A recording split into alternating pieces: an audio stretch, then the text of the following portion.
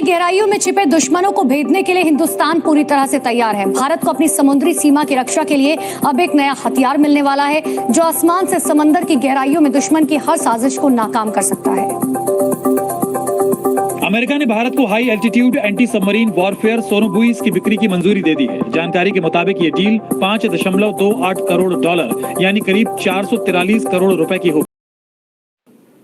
आपका हथियार दुश्मन के हथियार से बेहतर होना चाहिए, बस इसके अलावा और कोई लॉजिक नहीं है। मुंह में पानी आने वाला कॉन्ट्रैक्ट है ये, मुंह में पानी आने वाला। American equipment is the best equipment in the world, क्योंकि अगर चाइना की काट है तो अमेरिका है, और रूसी इक्विपमेंट नहीं। और रशियन इक्विपमेंट कब आएगा यार, कब नहीं आएगा, किसी को नहीं पता भाई। और उनको तो एडवांटेज ही एडवांटेज है। सो ट्रंप ने बेसिकली एक वो जिसे कहते हैं ना एडवांटेज फायदा निकाल दिया इंडिया को। इंडिया आप करेगा मौजें, इंडिया आप करेगा राज। उधर राज कैसे होगा भाई, जब सारी कंपनीज में बैठे हुए होंगे, डिसीजन मेकिंग वो करेंगे।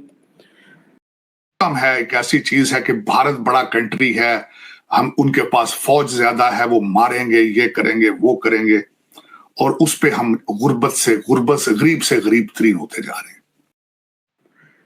आपको देख लें उससे क्या होगा, आप उसी से देख लें क्या होगा भाई साहब। तो मैं तो इससे समझ सकता हूं कि जो फ्यूचर है, फ्यूचर सीधा सीधा वही है कि उन्होंने इस चीज का फैसला कर लिया हुआ है कि दुनिया में इस वक्त चाइनीज को वो ले नहीं सकते, इंडियंस के साथ उनकी लाइन सेट है, बात खत्म, झगड़ा मुक्का। चाइनीज को ले नहीं सकते, इंडियंस के साथ उनकी लाइन सेट है, और वो लाइन यही।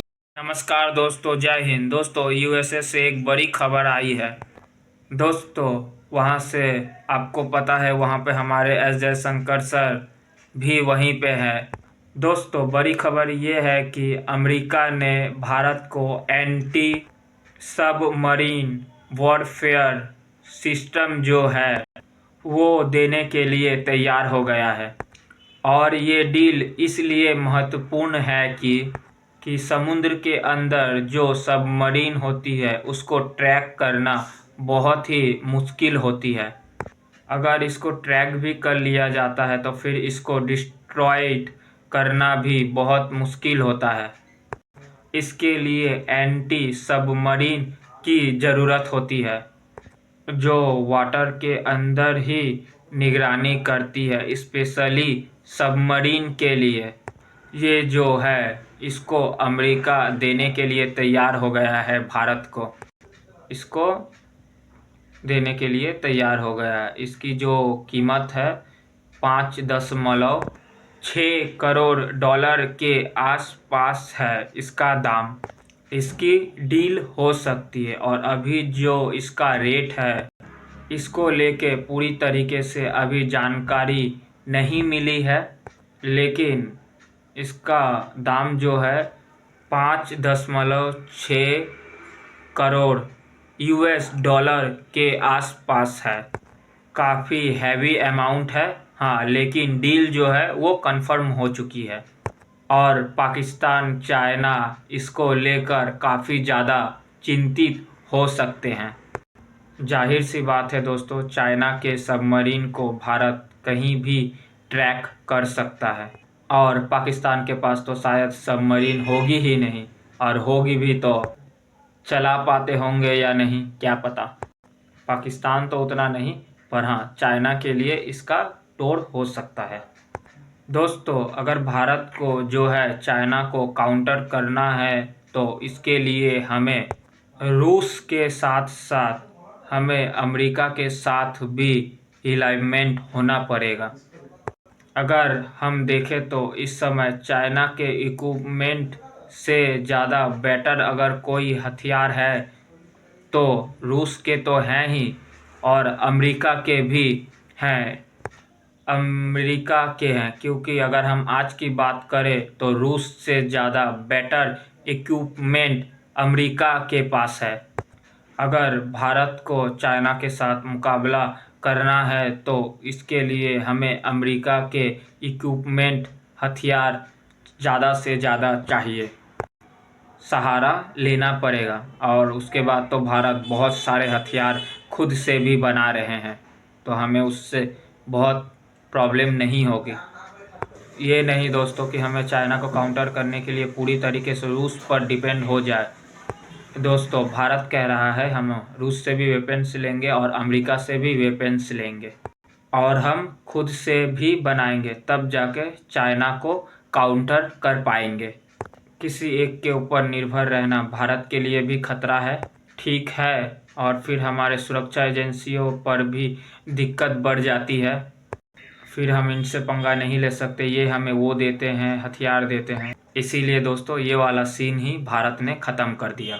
ये बढ़िया है दोस्तों, और अगर ये हो जाता है एंटी सबमरीन और ये अगर भारत को मिल जाता है, मेरे ख्याल से 2025 के एंड शुरुआत में मिलने की बात है। अगर मिल जाता है तो ये भारत के लिए बहुत अच्छी बात है। दोस्तों अगर वीडियो अच्छी लगी है तो वीडियो को लाइक, कमेंट, शेयर जरूर करें। जय हिंद, जय भारत। आपको बता दें कि सोनोबुइस हवा से दागे जाने वाले सेंसर्स होते हैं जो पानी के अंदर की आवाजों को ट्रांसमिट करने के साथ सबमरीन को खत्म करने में मदद करते हैं। डिफेंस एक वो जिसे कहते हैं ना एडवांटेज फायदा निकाल दिया इंडिया को। इंडिया आप करेगा मौजें, इंडिया आप करेगा राज। उधर राज कैसे होगा भाई? जब सारी कंपनीज में बैठे हुए होंगे, डिसीजन मेकिंग वो करेंगे। ठीक है, अगर आर्टिफिशियल इंटेलिजेंस का हेड उनको कोई नहीं मिला और उनको इंडियन ओरिजिन का लड़का लेना पड़ गया, तो आप देख लें, आपको देख लें उसी से क्या होगा। आप उसी से देख लें क्या होगा भाई साहब। तो मैं तो इससे समझ सकता हूं कि जो फ्यूचर है, फ्यूचर सीधा सीधा वही है कि उन्होंने इस चीज का फैसला कर लिया हुआ है कि दुनिया में इस वक्त चाइनीज को वो ले नहीं सकते, इंडियंस के साथ उनकी लाइन सेट है, बात खत्म, झगड़ा मुक्का। चाइनीज को ले नहीं सकते, इंडियंस के साथ उनकी लाइन सेट है, और वो लाइन यही है कि आप फटाफट इंडियन यंग लड़के लड़कियों और पर्टिकुलरली सारे लार्जली साउथ करो और रेडिकलाइज करो इन बच्चों को, और ठीक है जी, और रेडिकलाइज करो इन बच्चों को और इनके पीछे पड़ो। ठीक है ना जी, इन बच्चों के और पीछे पड़ो, इनको और रेडिकलाइज करो इनको, इन्हें गरीबां के पीछे पै जाओ। ठीक है ना, और H1B वीजा ले जाएंगे तो तुसी निरियां राम कहानियां, तुसी सिर्फ नैरेटिव बनाओ अवाम के आगे। मैं जो अमेरिका के अंदर आए और ये जो स्मार्ट लोग हैं ये हमारे मुल्क को चलाएं, और ये ऐसे लोग चाहिए। और ये बात ठीक है, इसका मतलब ये है कि सबसे ज्यादा जो लोग इंडिया से आएंगे, ये बात तो अब आपको क्लियर हो जानी चाहिए, सबसे ज्यादा जो लोग हैं वो इंडिया से आएंगे। और ये चीज अभी जारी बात है, इंडिया जो है वो फायदा उठाएगा।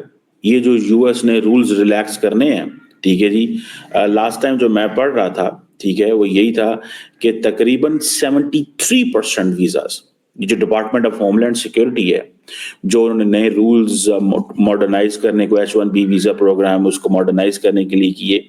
और वो कह रहे हैं जी जो कंपनीज है, पर्टिकुलरली IT कंपनीज जो जॉब वैकेंसी निकालती है, ये क्रिटिकल जॉब्स हैं, इसके बगैर अमेरिका ग्रो नहीं कर सकता, इसका नेट बेनिफिशियरी इंडिया होगा, क्योंकि तकरीबन 73% वीजा जिन लोगों को मिलते हैं वो इंडियंस हैं। चाइना भी इससे पीछे है। सो इसमें अगर आप देखें, जो डोनाल्ड ट्रंप है वो एलॉन मस्क की साइड ले रहे हैं। सो ये नए साल की भारत को पहली खुशी मिल गई है जनाब। ये आई विश, मुझे कई दफा मैं अमेरिका गया तो मैंने बहुत सारे पाकिस्तानियों से पूछा, भाई हमें H1B वीजा क्यों नहीं मिलता? उन्होंने कहा जनाब मिलता है, हमारे बंदे कोई नहीं होते। वो कहते हैं बल्कि हमें तो जल्दी मिल जाता है, बिकॉज हमारा वो ग्रीन कार्ड का प्रोसेस तेज होता है। इंडिया को वेट में खड़ा होना होता है, बिकॉज इतने इंडियंस होते हैं तो वो वेट लाइन उनकी बहुत ज्यादा है, पाकिस्तानियों की वेट लाइन कम है। अब ये जो चीज है, वो जो ट्रम्प कहते हैं जी मेक अमेरिका ग्रेट अगेन, जो कोलेशन है वो लग ही रहा था कि एंटी इमिग्रेशन है। अब सारे का सारा वो कहते हैं जी हम इलीगल लोगों को निकालेंगे, लीगल लोगों को लेके आएंगे। और ये they must have taken stock कि हमने पिछले 4 सालों में कहाँ हम आगे बढ़े, और ताल्लुकात में इजाफा तो हुआ है, लेकिन साथ साथ अब इनकमिंग एडमिनिस्ट्रेशन भी है, एक तो आउटगोइंग एडमिनिस्ट्रेशन, फिर इनकमिंग एडमिनिस्ट्रेशन है अमेरिका की। ट्रम्प साहब तशरीफ ला रहे हैं, तो ये नहीं है कि उन्होंने पहले से ही ट्रम्प के साथ उन्होंने एडमिनिस्ट्रेशन से ताल्लुकात कांटेक्ट अपना कर लिया ना, जयशंकर साहब की देखिए पहली मुलाकात हो गई जो ट्रम्प की एडमिनिस्ट्रेशन में नेशनल सिक्योरिटी एडवाइज़र होंगे माइकल वॉल्ट्स। अब माइकल वॉल्ट्स का बड़ा इंटरेस्टिंग बैकग्राउंड है। ये हैं तो कांग्रेसमैन, 3 दफ़ा ये हाउस ऑफ रिप्रेजेंटेटिव के मेंबर्स रहे हैं। और ये सिर्फ हाउस ऑफ रिप्रेजेंटेटिव्स के मेंबर ही नहीं थे बल्कि जो कांग्रेशनल इंडिया कॉकस है ये उसके को-चेयर भी रहे हैं रिपब्लिकन पार्टी की जानिब से। और ये भी मैं अपने नाज़रीन की दिलचस्पी के लिए बताता चलूँ कि जो कांग्रेशनल इंडिया कॉकस है वो सबसे बड़ा कॉकस है यूएस कांग्रेस में। सही। उसके तकरीबन 150 मेंबर हैं। राइट। पाकिस्तान में कितने हैं? How much? पाकिस्तान का भी एक कॉकस है congressional. And how much of the member are there? बड़ी मुश्किलों से 12 लोग हमने जमा कर रखे हैं। तो चलिए बहाना डाल देते हैं पॉपुलेशन का ही। मतलब यही है कि हमारे पॉपुलेशन से शायद वो प्रोपोर्शनली ठीक ही हो, लेकिन ये भी देखिए ना क्या जाहिर करता है कि हम कहाँ हैं और वो कहाँ हैं। और माइकल वॉल्ट्स जो हैं वो इसके कोच, मैंने कहा को चेयर रहे हैं और अब वो नेशनल सिक्योरिटी एडवाइज़र बनने वाले हैं। उनसे मुलाकात और अमेरिका के सिस्टम में बाकी जो दूसरी कैबिनेट पोस्ट हैं, पोर्टफोलियोज हैं, वहाँ पे तो सेनेट की कंफर्मेशन चाहिए होती है ना, नेशनल सिक्योरिटी एडवाइजर के लिए नहीं चाहिए होती। तो ये मतलब कंफर्म्ड ही आप समझिए ना कि ये तो बनने ही बनना है, इन पे कोई प्रॉब्लम नहीं होगा। तो उनसे भी मुलाकात हुई। तो भारत और अमेरिका के ताल्लुकात तो बढ़े। दूसरी ये भी बात याद रखिए कि जो कॉन्टैक्ट पहले उन्होंने कर लिया ना ट्रम्प एडमिनिस्ट्रेशन से, इस वक्त सारे ही जो 5-6 फिगर्स तो ऐसी हैं जो नज़र आती हैं बड़ी प्रो इंडिया हैं। लेकिन ये भी आपको याद रहे कि ट्रम्प ने, जब हमने पहले डिस्कस किया था कि चाइना के सदर को अपनी इनॉग्रेशन के लिए बुलाया है, बिल्कुल, तो एक लिहाज से मोदी को स्नब भी किया है ट्रम्प ने। अगर स्ट्रेटेजिक पार्टनरशिप डेवलप हो रही है तो एक तासुर ये भी हो सकता था कि मोदी को क्यों नहीं बुलाया अगर चाइना को काउंटर करना है। तो ये विजिट क्या उसका नतीजा उसका कॉन्टेक्स्ट में भी है, काउंटर है उसको। ऑब्वियसली उसको पहले देखिए ना, उन्होंने काउंटर कर दिया चाइना के शी, अगर शी नहीं भी आते लेकिन एक दावत तो चली गई ना। अगर शी आ जाते हैं, अभी तक कंफर्म नहीं हो पाया, शायद एक हफ्ता पहले उनके आने से, अगर वो आना है उन्होंने तो कंफर्म हो जाएगा।